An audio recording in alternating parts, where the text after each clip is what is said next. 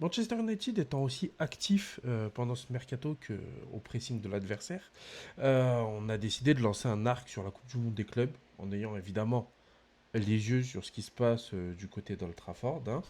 Je sais, vous n'êtes pas hype, il y en a plein qui sont hype, qui le répètent, il y a des critiques qui sont légitimes, et on va en parler dans cette vidéo. On va aussi parler de pourquoi je vais regarder la Coupe du Monde des clubs, puisque je vais le faire. Et on va faire tout ça tout de suite après l'intro.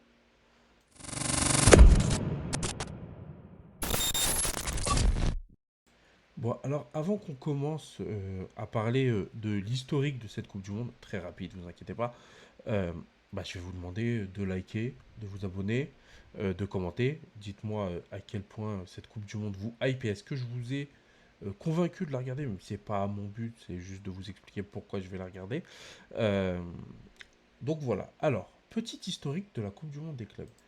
Alors, l'idée de faire une Coupe du Monde des clubs a eu plusieurs formes.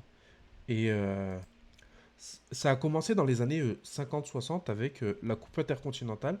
On prenait le vainqueur de la Coupe des clubs champions, enfin la Ligue des champions actuelle, et le vainqueur de la Copa Libertadores, donc la Ligue des champions sud-américaine pour schématiser. Et donc on faisait un match et celui qui gagnait avait gagné la Coupe intercontinentale. Donc cette formule a existé pendant plusieurs années, puisque jusqu'en 2004 elle a existé. Et donc la FIFA a décidé de créer une réelle, entre guillemets, Coupe du Monde des clubs, avec des champions asiatiques, euh, sud-américains, africains, européens, enfin, voilà les prémices de ce qu'on va voir là du coup à partir de cette semaine. Euh, C'était pas fou, étant donné que les Sud-Américains et les Européens avaient un immense avantage, c'était d'arriver, je crois, en demi-finale. Enfin, ils l'avaient gagné en deux matchs. Et donc, on en arrive à la Coupe du Monde des clubs, là, qui va arriver. Donc, on en arrive, du coup, à cette compétition à 32 clubs, avec 12 équipes européennes, 6 d'Amérique du Sud, 4 asiatiques, 4 africaines et une de l'Océanie. Bon, il y a plein de trucs sur la façon dont on se qualifie et tout ça, machin. Mais il y a plein de gens, dont French PL, qui a fait une vidéo très intéressante là-dessus, qui vont pouvoir vous parler des règles, de tout ça. Et c'est très bien. Là, moi, je vais vous parler de la compétition, ce qu'on en attend, et pourquoi moi je vais la regarder, quelles sont les critiques, qu'est-ce que moi j'en pense, etc. Alors, la première critique, c'est sur le nombre de matchs. C'est difficile de la nier, cette critique. Enfin, c'est difficile de dire que non, il n'y a pas trop de matchs, etc., que ça nuit pas au spectacle, etc. Moi, je suis assez pour cette compétition. J'en parlerai tout à l'heure. Mais euh, c'est vrai qu'il faudrait quand même alléger les calendriers. Enfin bon, c'est sûr que le spectacle est de moins bonne qualité. Et puis, enfin voilà, on va avoir encore plus de joueurs blessés l'année prochaine. Il y a des clubs qui vont peut-être même s'effondrer à cause de ça. Enfin voilà, c'est clairement un argument béton, mais qui ne m'empêche pas de regarder en fait. Je suis d'accord, mais si je regarde pas, ils vont pas moins se fatiguer. Donc je comprends de ne pas vouloir participer au truc, etc. Mais moi, c'est pas un argument assez fort pour m'empêcher de regarder. Euh, le deuxième argument, là, c'est en fait, moi, globalement, c'est à peu près le seul argument qui m'intéresse. Parce que les autres, c'est pas forcément des arguments avec lesquels, enfin, qui vont me toucher. On parle d'une coupe qui a été fabriquée de toutes pièces pour l'argent, etc. Qu'est-ce que je m'en fous? Enfin, l'argent coule à flot dans le football. Les fédérations pensent qu'à se faire de la thune. L'UFA aussi, c'est pareil. Donc, ok, d'accord, très bien. Ce serait bien qu'il y ait moins de thunes dans le foot et tout ça. Moi, je suis d'accord avec ça, mais c'est pas la Coupe du Monde le problème. C'est vraiment tout un système. Enfin bon. On va pas parler politique, machin, mais clairement, vu l'état du foot actuel, c'est pas la Coupe du Monde des clubs qui est en train de l'enterrer, quoi. Enfin voilà. Donc ça, je m'en fous un peu. Le manque d'engouement, c'est un risque qui est sérieux, puisqu'on le voit, ils peinent à vendre leurs billets, mais en même temps, je pense qu'ils ont quand même fait une belle bêtise d'aller aux États-Unis, dans un club qui en a strictement rien à faire du football.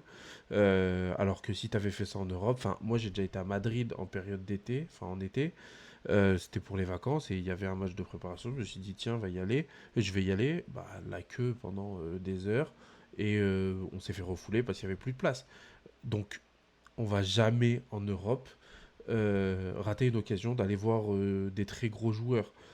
Les États-Unis n'ont strictement rien à faire. Et je pense que le temps que cette compétition prenne du buzz, il aurait peut-être fallu trouver un pays hôte vraiment passionné qui va te remplir les stades, qui va vraiment avoir un engouement pour le truc, qui va créer une sorte de fête. Évidemment, ça va pas être comparable à la Coupe du Monde avec des champions, etc. Mais quand même, ça va créer un moment sympa. Bon, voilà, c'est une bêtise dans l'organisation pour moi. Et encore, je crois que les pays qui voulaient organiser se bousculaient pas au portillon. Donc, en soi, c'est comme ça, c'est la vie. Voilà, si vous avez d'autres critiques sur la compétition, vous pouvez me les dire en commentaire. Je pourrais vous dire ce que j'en pense. Mais voilà, moi, c'est les critiques principales que j'ai vues. Passons à pourquoi est-ce que moi, je vais regarder la compétition. Et puis après, je vais vous parler un peu de la compétition, de pour moi qui va gagner, quelles équipes je vais suivre, etc. Alors, pourquoi moi, je vais regarder la compétition? Bah, c'est assez simple pour la première raison. C'est que... euh, quand on est supporter de Manchester United, soit on continue de supplier son club qui signe des joueurs, soit on fait autre chose de sa vie, soit quand il y a du foot, on le regarde. Et en fait, moi, c'est mon cas. S'il y a du foot, je le regarde. Enfin voilà, le mercato, c'est quelque chose qui me passionne, mais qui n'est pas forcément passionnant à Manchester United. Vous avez vu, hein, ça fait une semaine qu'il n'y a pas de vidéos qui sont sorties, et on est toujours au même point de la dernière gazette. Donc voilà, il y a plein de clubs qui, je pense, sont pareils. Si tu as un club qui est réactif pendant le mercato, etc., ça n'empêche pas que ça fait quand même du foot en été. Et c'est toujours cool de ne pas passer 3 mois sans regarder du foot. Euh, Ce serait bien de passer 3 mois sans regarder du foot pour toutes les raisons qu'on a évoquées avant. Mais en même temps, pour mon petit plaisir personnel égoïste, je suis content quand il n'y a pas, quand on n'attend pas 3 mois avant d'avoir du foot compétitif. Donc voilà, la première raison, elle est assez simple, elle est assez basique, mais voilà. La deuxième raison, c'est qu'il bah, y a des équipes, il y a des confrontations qu'on n'a jamais vues.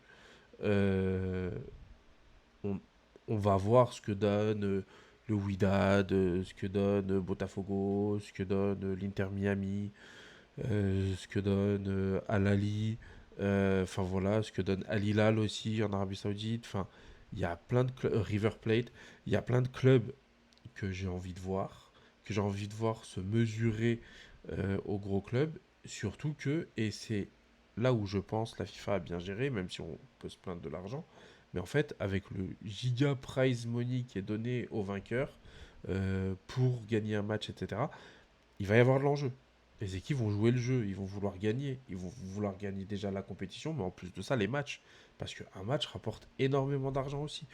Donc, je pense pas qu'on va assister à un tournoi de pré-saison basique comme l'International Cup où clairement bah, tu fais jouer sur le premier match, tu fais jouer les jeunes de 17 ans.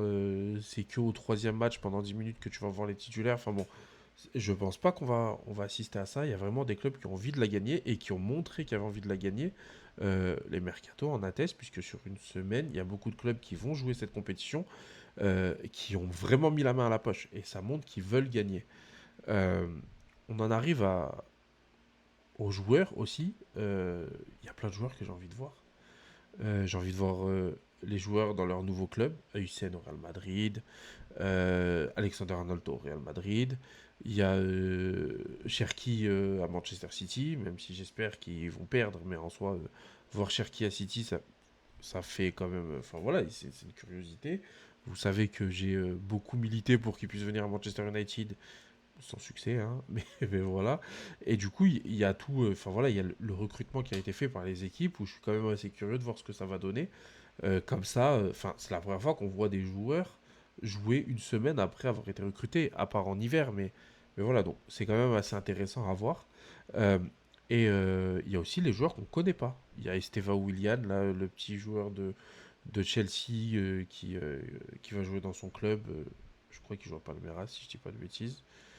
Je sais pas si Palmeiras, on va voir après dans les équipes qualifiées. Il y a Mastantuono qui vient de signer au Real Madrid. Enfin voilà, il y a des joueurs sûrement qu'on va découvrir. Pourquoi pas un joueur d'Al-Ahly, pourquoi pas un joueur du Wydad Casablanca qu'on va découvrir, qu'on va se dire waouh, il est super fort. Enfin voilà, découvrir des nouveaux joueurs, c'est quand même quelque chose qui m'intéresse beaucoup. Passons à la compétition, du coup, et les équipes qui sont engagées, les groupes, etc. Alors, nous avons, donc Palmeiras, c'est bien ça. Groupe A, Palmeiras, Porto, Al-Ali, Inter de Miami. Bayern, c'est Sounders, je crois. Boca Junior, Benfica. Après, donc c'est pas du tout les Sounders, je reprends. Premier groupe, du coup, Al-Ali, Inter de Milan, Palmeiras, Porto. Pas dans l'ordre, mais c'est pas grave parce que j'ai trouvé un autre truc. PSG, pour le groupe B, PSG, Atlético Madrid, Botafogo et Sounders, pour le coup, les Seattle Sounders. Groupe C, nous avons le Bayern de Munich, nous avons Auckland City, nous avons Benfica et nous avons Boca Junior. Groupe D, nous avons Flamengo, l'ES Tunis, Chelsea et le Club Léon qui en fait n'y sera pas puisque ils sont pris par un autre enfin leur propriétaire détient un autre club qui joue cette Coupe du Monde des clubs et donc ce sera les Los Angeles Galaxy qui vont prendre la place du Club Léon, donc ils seront sur ce groupe D. Groupe E, nous avons River Plate, Urawa Diamonds, Monterrey et l'Inter de Milan. Groupe F, Fluminense, Borussia Dortmund, Ulsan et Mamelodi Sundowns. Groupe G, Manchester City, Wydad, Al-Ain, Juventus. Et groupe H, Real Madrid, Al Hilal, Pachuca et Salzbourg. Donc, quelles équipes vont être intéressantes? Alors, clairement, toutes les équipes que je ne connais pas, je vais les regarder au moins une fois. Par exemple, là, dans une heure, même pas, il y a Al-Ali contre Inter de Miami. Bah, je vais regarder parce que j'ai envie de voir ce que ça va donner. Euh, Après, il y a des clubs qui me hype un peu moins, style Auckland ou Seattle Sounders. Enfin voilà, c'est pas non plus les équipes que j'ai forcément envie de regarder, mais en soi, je vais quand même les regarder une ou deux fois pour voir un peu ce que ça donne, quoi. Pour moi, on va passer à mon favori pour cette compétition, puisque il y a quand même des grosses équipes. On a Manchester City, on a le Real Madrid, on a le PSG qui est du coup champion d'Europe maintenant, on a Chelsea, l'Atlético Madrid, et du coup pour moi, beaucoup parlent du PSG comme d'un favori. Évidemment, ils sont favoris, mais pour moi, c'est pas le favori. Pour moi, le favori, c'est le Real Madrid. Parce que, alors évidemment, ça peut leur jouer des tours d'avoir Xabi Alonso qui vient juste d'arriver, mais en soi, euh, je pense quand même que, je reviens en gros plan, je pense quand même que euh, le club montre vraiment une envie énorme de gagner cette compétition. Et ça peut faire la différence. Étant donné, on a vu, hein. Après, bon, Manchester City aussi, hein, ils ont recruté Cherki, ils ont recruté Ait Nouri, ils ont recruté Svernipan récemment aussi. Enfin voilà, bon, Nipan, je crois pas que ce soit pour la compétition, mais bon, vous voyez ce que je veux dire. Ils ont recruté aussi pour la compétition. Donc, il y a beaucoup de clubs qui veulent la gagner. Al Hilal aussi, ils ont essayé avec Bruno Fernandes, ils ont essayé avec Osimhen, vraiment pour cette compétition aussi. Mais, mais le Real Madrid, c'est déjà une équipe qui a recruté. qui s'est donné les moyens. Et c'est une équipe quand même qui a un peu cette culture-là euh, de vouloir, c'est pas un record, mais inscrire son nom dans l'histoire du football. Et je pense qu'ils vont vraiment avoir à cœur d'être le premier vainqueur de cette compétition, des fois que la dernière compétition qui était nulle à chier, euh, ils l'ont gagné 3 fois sur 5. Donc, bon, après, c'est facile, hein, quand tu gagnes 15 Ligues des Champions, dont